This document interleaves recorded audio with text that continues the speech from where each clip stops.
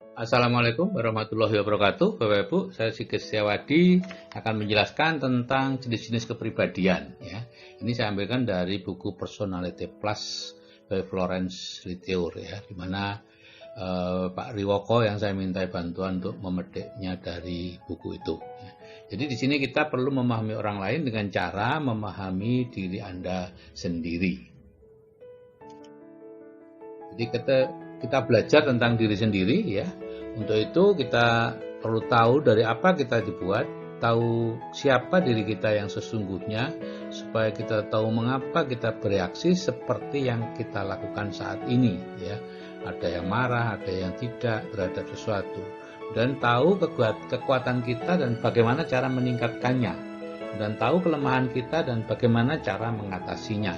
Itu kita perlu belajar tentang diri kita sendiri.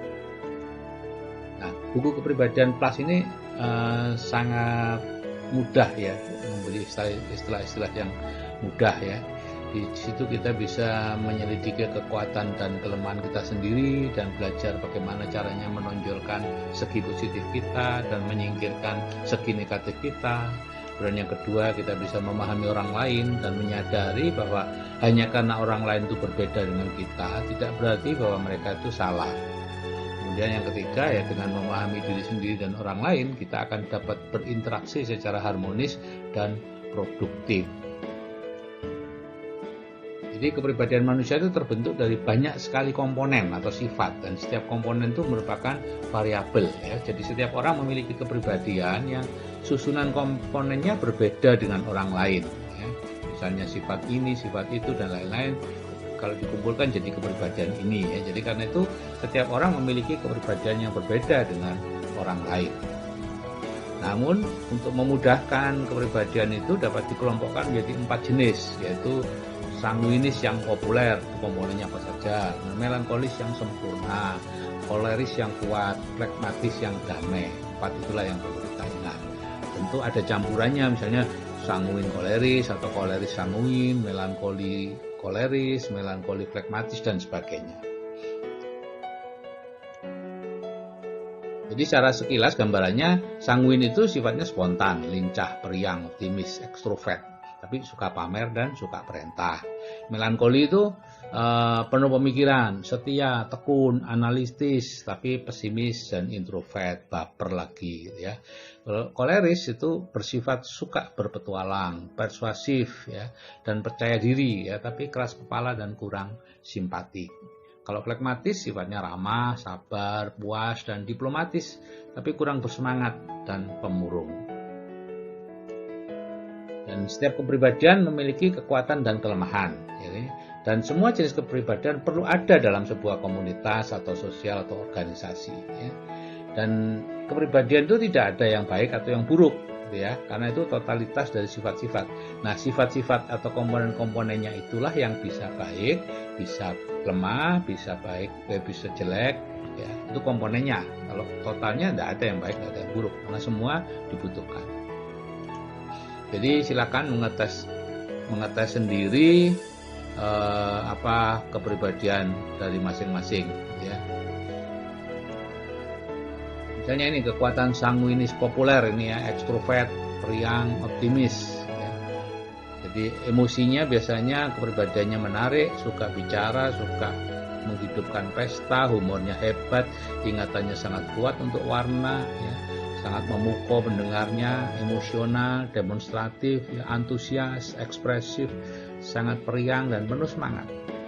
Dan penuh rasa ingin tahu, di panggung bagus sekali, lugu dan polos, ya, hidup di masa sekarang mudah dirubah, berhati tulus dan selalu kekanak-kanakan, ya. Itu adalah kekuatan dari sanguinis populer. Jadi kalau di pekerjaan, para sanguinis populer ini biasanya sukarelawan untuk tugas-tugas yang tertentu, senang dia, ya, selalu memikirkan kegiatan-kegiatan baru, mudah tampak hebat di permukaan, sehingga dia sering dipilih menjadi ketua organisasi ini, ketua organisasi itu, dan sebagainya. Kreatif dan inovatif, ya, punya energi dan antusiasme, bisa memulai sesuatu dengan cara yang cemerlang, ya, bicara di pembukanya bagus, dan bisa mengilhami orang lain untuk ikut dan mempesona orang lain untuk bekerja. Dan dalam bidang pertemanan ya sangat mudah untuk berteman. Dia mencintai orang, suka dipuji, tampak menyenangkan, dan karena menyenangkan dia dicemburi oleh orang lain gitu ya, mudah, dan bukan pendendam dia ya. Dia cepat untuk minta maaf kalau terjadi kesalahan dan mencegah saat-saat membosankan dalam sebuah diskusi gitu ya. Dan orang sanguin sangat suka dengan kegiatan spontan gitu ya, sehingga macam-macam ya. Dan sanguin populer sebagai orang tua juga membuat rumah menyenangkan ya, disukai teman anak-anak. Dia sanggup mengubah sebuah bencana itu menjadi humor, misalnya apa jatuh dan lain-lain dijadikan humor. Dan merupakan pemimpin di sirkus, seperti memimpin di sirkus sangat harmonis. Kelemahannya tentu ada ya.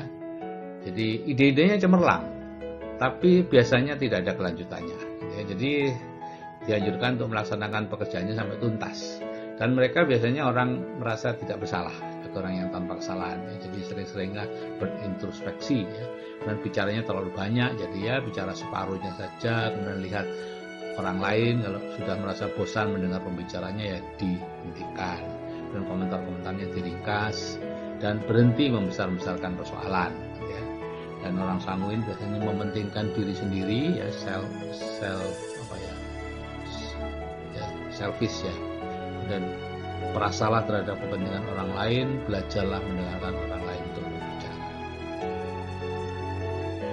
Dan orang sanguin memiliki ingatan yang belum dikembangkan, khususnya nama orang dan nama-nama. Jadi perlu menuliskan segala-galanya supaya ingat, dan jangan melupakan anak-anaknya.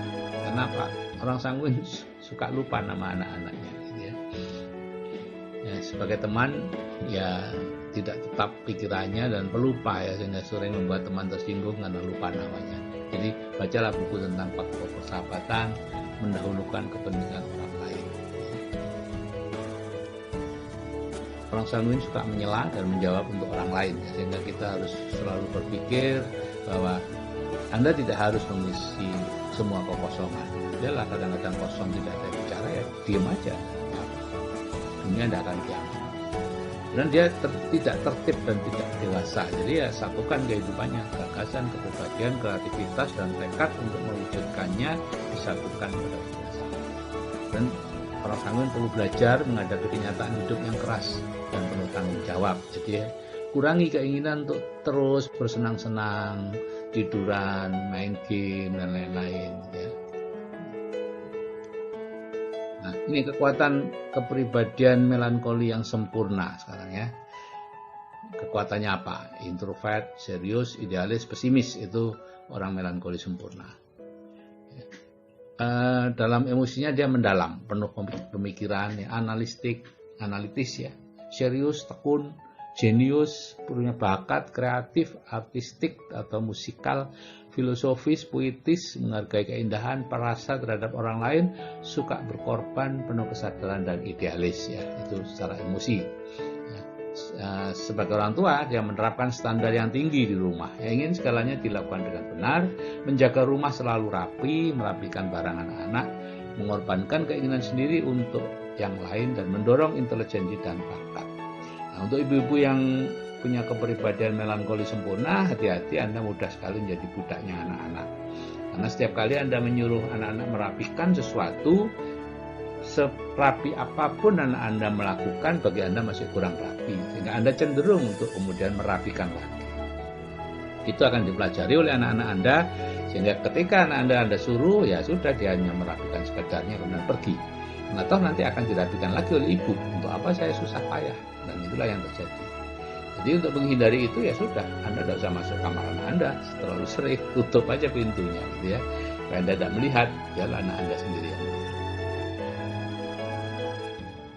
Nah, di pekerjaan orang melankoli sempurna biasanya orientasi pada jadwal, perfect ya, sadar pada perincian-perincian, sangat gigih, tertib, terorganisir, ya, teratur, rapi, ya, selalu berpikir ekonomis, melihat masalah, mendapat pemecahan yang kreatif ya, kalau ingin ya, perlu penyelesaian apa yang sudah dimulai ya, dia akan menyelesaikan, suka diagram, grafik, bagan, daftar, dan lain-lain.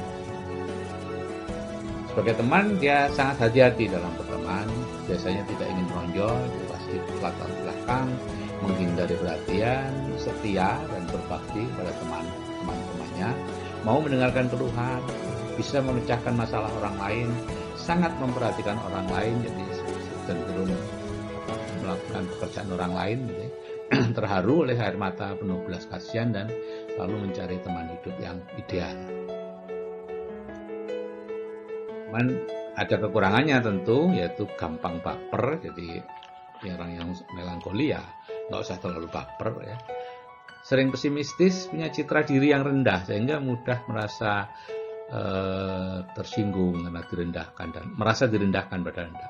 Ya, melihat sesuatu dari sisi positif negatif ya, dia mudah merasa tertekan, tidak mudah untuk disenangkan ya, pendendam ya, tidak mau disebut salah dan menunda pekerjaan sampai waktu dirasa sempurna sehingga akhirnya nggak mulai-mulai.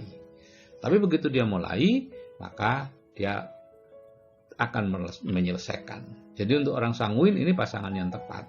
Orang sanguin yang memulai, orang melankoli yang menyelesaikan. Sekarang koleris yang kuat ya. Kekuatannya apa? Ya, koleris itu orangnya ekstrovert, dia pelaku ya. Dia ingin melakukan segalanya dan sangat optimis. Jadi secara emosi itu punya bakat memimpin ya, sangat dinamis, aktif, memerlukan perubahan, selalu ingin berubah, harus memperbaiki kesalahan siapapun dianggap salah, dia perbaiki, berkemauan kuat dan tegas ya, tidak emosional bertindak, tidak mudah patah semangat, bebas dan mandiri, memancarkan keyakinan dan bisa menjalankan apa saja. Orang koleris sangat bakat untuk menjadi seorang pemimpin. Sebagai orang tua tentu memberi kepemimpinan yang kuat, bisa menetapkan tujuan, memotivasi keluarga untuk kelompok, tahu jawaban-jawaban yang benar dari semua pertanyaan anaknya, dan mengorganisir rumah tangga. Itu kekuatannya. Nah, pekerjaan tentu berorientasi target, ya, karena itu jadi pemimpin biasanya, melihat seluruh gambarannya, bisa terorganisasi dengan baik, mencari pemecahan yang praktis, bergerak cepat untuk bertindak, mendelegasikan pekerjaan, menekankan pada hasil, membuat target, merangsang kegiatan, berkembang karena saingan. Jadi cocok untuk memimpin sebuah organisasi atau perusahaan. Kalau sebagai teman nggak nyaman, ya, tidak terlalu perlu teman. Ya. Mau bekerja untuk kegiatan tapi tidak mau berteman, mau memimpin dan mengorganisir. Sehingga temannya sering merasa kalah. Ya. Biasanya selalu benar, unggul dalam keadaan darurat. Kepribadiannya tentu mudah marah, ya, senang memerintah atau bossy, ya, sehingga banyak temannya yang tersinggung, ya, terlalu kaku dan keras, menyukai kontroversi dan pertikaian, membuat keputusan sering tergesa-gesa, ya, dan suka memanipulasi orang lain. Mungkin selalu benar, tapi akhirnya kurang populer karena orang yang akhirnya merasa dimanipulasi, ya, menghalalkan segala cara untuk mencapai tujuan dan umumnya sulit untuk memohon maaf dan mengaku salah. Jadi selalu menganggap orang lain yang bersalah. Nah, sekarang kepribadian flegmatis yang damai ya. Orangnya introvert, sering menjadi pengamat, ya, pesimis ya. Tapi kekuatannya seperti ini Bapak Ibu ya. Emosinya itu kepribadiannya rendah hati ya. Ini orang yang paling rendah hati dari seluruh kepribadian, yang mudah bergaul dan santai, diam, tenang, mampu, sabar, ya, keseimbangannya baik, hidupnya konsisten, tenang tapi cerdas, simpatik, baik hati, selalu menyembunyikan emosi, ya, bahagia menerima kehidupan, jadi dia tidak berusaha mencari apa masalah saya, enggak ada masalah, gitu. Semuanya baik-baik saja, meskipun hidupnya seperti apapun baik-baik saja, gitu ya. Dia serbaguna. Nah, sebagai orang tua, saya menjadi orang tua yang baik, tentu ya. Dia selalu menyediakan waktu bagi anak-anaknya, tidak tergesa-gesa dalam mengambil suatu keputusan, ya. Bisa mengambil yang baik dari hal-hal yang buruk, dan tidak mudah marah. Dan untuk kekasih dia sangat setia, ya. Sehingga Anda beruntung kalau punya kekasih seorang flegmatis. Di pekerjaannya ya cakap, damai, mudah sepakat, punya kemampuan administratif yang baik, ya. Dan dia mau melakukan hal-hal yang sifatnya rutin, terus-menerus, gitu ya. Dan dia bisa menjadi penengah masalah, ya. Jadi kalau jadi ketua RT bagus, ya. Menghindari konflik, ya. baik di bawah tekanan, ya. Jadi dia sangat kuat bekerja di bawah tekanan, ya. Dan dia selalu menemukan cara yang mudah untuk melakukan sesuatu. Sebagai teman yang mudah diajak bergaul, menyenangkan, nggak suka nyinggung orang, pendengar yang baik, cocok sebagai temannya orang sanguin, ya. Selera humornya yang menggigit, ya. Kadang-kadang celenting gitu, ketawa semua, ya. Suka mengawasi orang, punya banyak teman, ya, punya belas kasihan dan perhatian. Kekurangannya sering menghindari masalah, ya, dan tidak suka didesak, ya. Dia bisa jadi sangat kaku gitu, ya. Sering menunda menyelesaikan masalah karena dia merasa itu tidak ada masalah gitu, ya. Jadi bagi dia masalah itu tidak ada, jadi udahlah, biarlah, nanti akan berlalu sesuai dengan waktunya gitu, ya. Dan yang keempat, tidak menyukai perubahan, ya. Suka berkompromi karena merasa selalu benar. Sulit berkompromi, ya. Dia selalu merasa dirinya benar. Dan sukar untuk mengambil arah yang berbeda, ya. Jadi dia lebih suka juga menjadi penonton, ya. Sulit untuk bergerak, ya, karena tidak mampu memotivasi dirinya sendiri, ya. Dia pemalu, pendiam, ya. Jadi yang nomor 7 itu dia butuh orang lain untuk menggerakkan dia, ya. 8 pemalu, 9 tidak menyukai kejutan-kejutan, maunya normal-normal saja semuanya. Nomor 10 selalu merasa takut dan khawatir tentang banyak hal di hidupnya. Dan yang 11 tentu tidak tegas dalam memimpin. Jadi Bapak Ibu, sebagai individu, Bapak Ibu perlu berusaha untuk dapat menjadi orang yang berpikir sebagai melankoli sempurna, bertindak sebagai seorang sanguinis yang populer, bekerja sebagai koleris yang kuat, dan hidup sebagai seorang pragmatis yang damai. Maka pada waktu berhubungan dengan orang, Bapak Ibu perlu sebagai pragmatis, ya. Oh ya, oh bagus sekali, oh luar biasa, dan seterusnya, ya. Selalu menyetujui orang. Tapi dalam membuat goal, Bapak Ibu perlu jadi orang melankoli yang teliti, dan dalam mengejar goal bertindak sebagai seorang koleris yang punya tujuan yang jelas. Dan sebagai sanguin, ya selalulah bergembira, ya. Oke Bapak Ibu, itu Pak Triwoko dan saya di rumah Lumajang, ya, rumah keluarga atau villa keluarga di Lumajang. Ya, sudah cukup lama. Rambutnya masih ada, sekarang sudah tidak ada, ya. Jadi selamat mempelajari kepribadian Anda untuk mencapai kehidupan yang lebih baik. Salam dari saya, Koko dan Sigit, dan saya akhiri wassalamualaikum warahmatullahi wabarakatuh.